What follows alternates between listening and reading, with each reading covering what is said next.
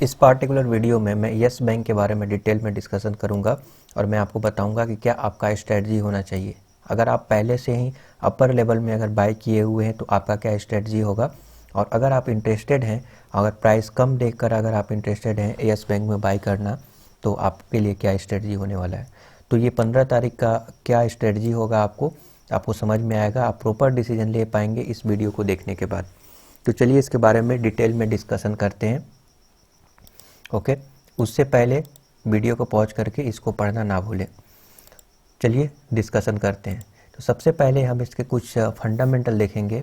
तो फंडामेंटल के अगर हम बारे में बात करें तो कंपनी 39,837 करोड़ का मार्केट कैप है। तो मार्केट कैप के हिसाब से ये शानदार है, बट जब कर्जा अगर देखें तो कर्जा काफ़ी ज़्यादा है। ठीक है, कर्जा काफ़ी ज़्यादा है, बट मैं बोलूँगा कि बैंक में इस टाइप के कर्जा तो होते रहते हैं। गवर्नमेंट भी सपोर्ट कर रहा है यस बैंक का। आपको एक चीज़ समझने की ज़रूरत है कि यस बैंक जो है एक पेनी स्टॉक है। करेंट मोमेंट में ये एक जो है पेनी स्टॉक है, राइट। तो डेफिनेटली इसमें जब आप इन्वेस्ट करेंगे तो कम से कम अमाउंट ही इन्वेस्ट करें, ये मेरा सजेशन रहेगा। ये एक टाइप का वार्निंग है यहाँ पर, ठीक है, क्योंकि ये पेनी स्टॉक है, आपको नहीं भूलना चाहिए। नाउ अगर हम मार्केट कैप के हिसाब से बात करें तो वो ठीक ठाक है, और कई सारे लोगों का प्रेडिक्शन है कि आने वाले समय में यस बैंक बेहतरीन प्रदर्शन कर सकता है। क्यों? क्योंकि इसके पास खोने के लिए कुछ नहीं है। ऑलरेडी जो भी खोना था उन्होंने खो चुका है। अब ऊपर ही जा सकता है इसका प्राइस, बट आप यही वीडियो को मत लिप कर दीजिएगा। ये सुनकर आप ध्यान से सुनिए अंत तक, तब आप प्रॉपर डिसीजन ले पाएंगे। ठीक है, तो यस बैंक को खोने के लिए मुझे ऐसा लगता है कि अभी कुछ नहीं है, और बैंकिंग सिस्टम, बैंक इतना जल्दी बंद नहीं होता है, गवर्नमेंट भी उसको सपोर्ट करता है। तो अगर गवर्नमेंट सपोर्ट करेगा तो यस बैंक को डेफिनेटली फ़ायदा होगा यहाँ पर, राइट। प्रोमोटर होल्डिंग के बारे में बात करें तो कोई प्रोमोटर होल्डिंग ही नहीं है, वो निकल चुके हैं। ठीक है, और प्रॉफिट ग्रोथ के बारे में बात करें तो प्रॉफिट ग्रोथ अभी बढ़ रहा है। ऑफ कोर्स ये बढ़ेगा क्योंकि इतना कर्जा है, ये सारे चुकाना है, गवर्नमेंट का सपोर्ट है, लोगों का ट्रस्ट है बैंक के प्रति, तो ये बंद होना होगा ऐसा मुझे नहीं लगता है, राइट। तो अगर हम इसके बुक वैल्यू के बारे में बात करें तो बुक वैल्यू यहाँ पे 8.66 देखने को मिल रहा है, बट करेंट प्राइस यहाँ पे 15.9 देखने को मिल रहा है। ओके, तो आप ये समझ गए कि यस बैंक में अभी खोने के लिए कुछ नहीं है, तो कल क्या जाकर बाय कर लें? तो मैं आपको बोलूँगा कि नहीं, आपको अभी ऐसे डिसीजन नहीं लेना पड़ेगा, आपको और भी चीज़ों को ध्यान में रखने की ज़रूरत है। नाउ 50 डे मूविंग एवरेज और 200 डे मूविंग एवरेज के बारे में बात करें तो current price point 200 day moving average से भी नीचे है और 50 डे मूविंग एवरेज से भी नीचे है। तो दोनों ही कंडीशन में आप चाहें तो इस लेवल पे बाई कर सकते हैं। देखिए अभी परफेक्ट लेवल निकल के आ रहा है यस बैंक का, डेट्स वाई मैं वीडियो बनाकर आपको बता रहा हूँ।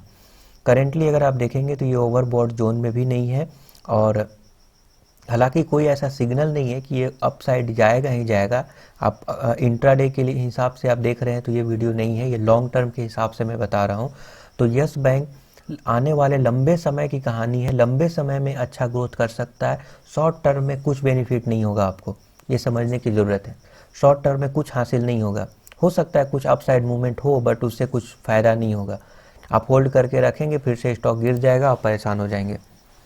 ठीक है, तो अगर हम इसके शेयर होल्डिंग पैटर्न की अगर हम बात करें तो पब्लिक का देख सकते हैं 37%, DIIs का 47% एंड FIIs का 15%।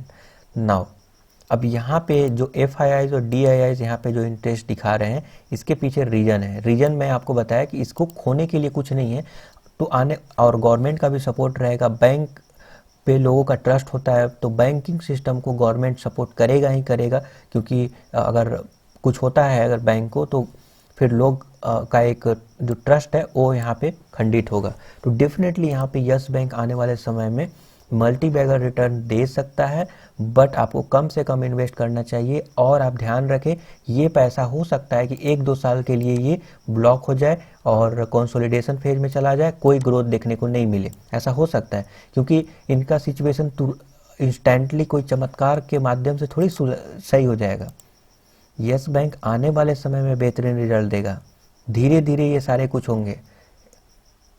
ठीक है, अचानक से सब कुछ हो जाएगा, बदल जाएगा, ऐसा नहीं होगा। ओके, तो यस बैंक में आप अगर इन्वेस्ट कर रहे हैं तो कम से कम अमाउंट इन्वेस्ट करें, क्योंकि ये अभी भी पेनी स्टॉक है। बट अगेन मैं बोलूँगा कि इसमें आपका फंड ब्लॉक हो सकता है कुछ समय के लिए, क्योंकि आने वाले समय में आपको बेहतरीन रिजल्ट प्रोवाइड कर सकता है Yes Bank. Yes Bank no doubt penny stock में बेस्ट स्टॉक है। बहुत सारे लोग पेनी स्टॉक बाई करते हैं 10 रुपये, 12 रुपये, 1 रुपये, 2 रुपये। मैं बोलूँगा कि यस बैंक टाइप के स्टॉक में इन्वेस्ट करें। ये बेहतरीन पेनी स्टॉक है, ये बेस्ट पेनी स्टॉक है, मल्टी बैगर पेनी स्टॉक में बोल सकता हूँ इसको। बट शॉर्ट टर्म में नहीं, लॉन्ग टर्म में ही बेनिफिट होगा। करेंट प्राइस की अगर बारे में बात करें तो इस प्राइस रेंज पे अगर आप बाई करना चाहते हैं तो बाई कर सकते हैं, ये भी कोई ख़राब प्राइस नहीं है।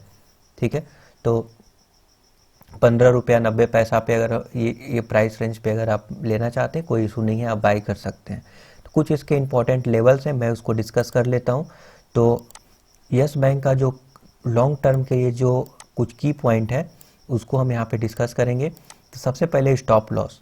शॉर्ट टर्म में भी आपको कम से कम नुकसान हो उसके लिए एक स्टॉप लॉस मैं सजेस्ट कर रहा हूँ, वो है 14 रुपीज़ 80 पैसा। अगर इसको कभी भी ब्रेक अगर करता है तो आप एग्जिट कर सकते हैं। ठीक है, ऐसा नहीं है कि आप एक बार बाई कर लिए फिर देख ही रहे हैं, वो छोड़ दिए, डूब, आप ये भी मान लिए कि डूब गया, नहीं, ऐसा नहीं मानना है। हर एक इन्वेस्टमेंट का एक वैल्यू होता है, राइट। बट हाँ, उतना ही इन्वेस्ट करें यस बैंक में ताकि अगर डूब जाए तो कोई असर ना हो। बट स्टिल उसमें भी आपको बेस्ट समझने की ज़रूरत है, उसमें भी कम से कम नुकसान हो, क्योंकि स्टिल आपका फंड जो है नुकसान तो नहीं हुआ है ना, इन्वेस्ट करने से थोड़ी ना होता है। तो स्टॉप लॉस अगर ये हिट करेगा तब आप निकल रहे हैं, नहीं कर रहा है तो अब इन्वेस्टेड रहने दे। कंसोलिडेट कर रहा है, no issue, up down downs कर रहा है, करने दे, कोई प्रॉब्लम नहीं है। ऊपर नीचे जा रहा है, करने दे, डांस करने दे, कोई प्रॉब्लम नहीं है, बने रहें, जस्ट कुछ भी नहीं करना है, इन्वेस्टेड रखना है। इसको जब तोड़ेगा तब आप निकल सकते हैं। हो सकता है कि एनपीए का रिजल्ट घोषित हो तो ये तोड़ दे, ओके, तो आप निकल सकते हैं। नाउ ब्रेकआउट लेवल 21 रुपया 50 पैसा का अगर लेवल अगर तोड़ता है तो बड़ा ब्रेकआउट होने की पॉसिबिलिटीज है, ओके, बड़ा पॉसिबिलिटीज यहाँ पे हो सकता है। तो आप चाहें तो अभी इन्वेस्ट कर लें या फिर वेट करते रहें, इसको डांस करने दें, इसके प्राइस मूवमेंट होने दें, ब्रेकआउट जब होगा तब आप बाई कर लें तो बड़ा आपको मुनाफा होगा। 21 रुपया 50 पैसा को तब तक तोड़ेगा तब आप इंटर करें, नहीं तो आप इंटर ही ना करें, क्योंकि आपका फंड में भी ब्लॉक हो सकता है, सालों तक कंसोलिडेट कर सकता है, नो वन नोज। तो मेरा कंक्लूजन क्या है कि इस लेवल पे बाई करना चाहते हैं तो बाई करें। पहले भी अगर ऊपर के लेवल पे बाई किए हुए हैं तो आप होल्ड करें।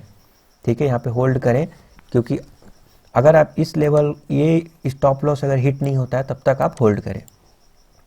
नाउ जब ये ब्रेकआउट हो जाएगा, नए लोग हैं, अगर अभी अगर कंसोलिडेशन फेज वो सहन नहीं कर सकते, शॉर्ट टर्म में लॉस सहन नहीं कर सकते, तो वो इस ब्रेकआउट लेवल तक वेट करें, वॉच लिस्ट में डाल कर रखें। अगर इस लेवल को 21 रुपया 50 पैसा को अगर ब्रेक करेगा तब जाकर आप एंट्री ले सकते हैं, तब बड़ी रैली होने की पॉसिबिलिटीज बन जाएगा।